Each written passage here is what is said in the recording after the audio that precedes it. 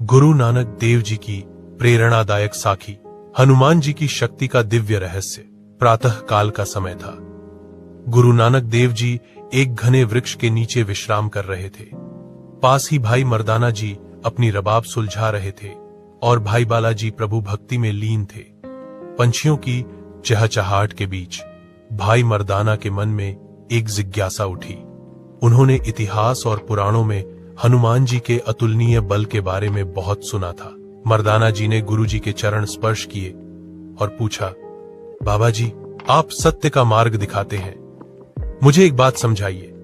कहते हैं त्रेतायुग में हनुमान जी ने एक ही छलांग में विशाल समुद्र पार कर लिया, सूर्य को निगलने की चेष्टा की और संजीवनी बूटी के लिए पूरा द्रोणागिरी पर्वत उठा लिया। क्या किसी मांस हड्डी के शरीर में इतनी शक्ति होना संभव है? वह शक्ति कहां से आती थी? गुरु नानक देव जी ने मंद मुस्कान के साथ मर्दाना की ओर देखा और बोले, मर्दाना, शक्ति का संबंध केवल शरीर से नहीं बल्कि आत्मा की गहराई से होता है।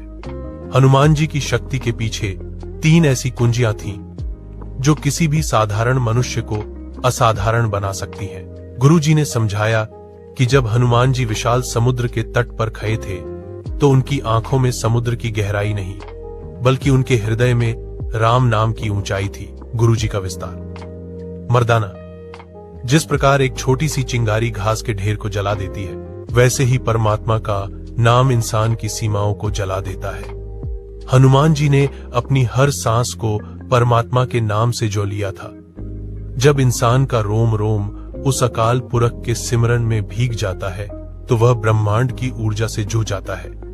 हनुमान जी के लिए पहाड़ उठाना मुश्किल नहीं, क्योंकि वह पहाड़ और उनका शरीर दोनों ही उस परमात्मा के नाम के आगे तुच्छ थे।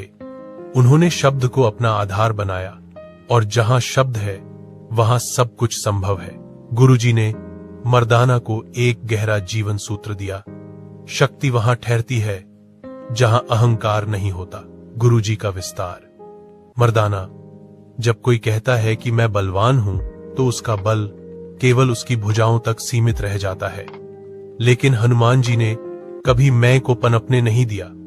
जब वे लंका जलाकर लौटे या पहाड़ लेकर आए तो उन्होंने सारा श्रेय प्रभु को दिया। वे स्वयं को प्रभु का एक अदना सा सेवक मानते थे। जब इंसान खुद को शून्य कर लेता है तो उस शून्य में परमात्मा का अनंत बल समा जाता है।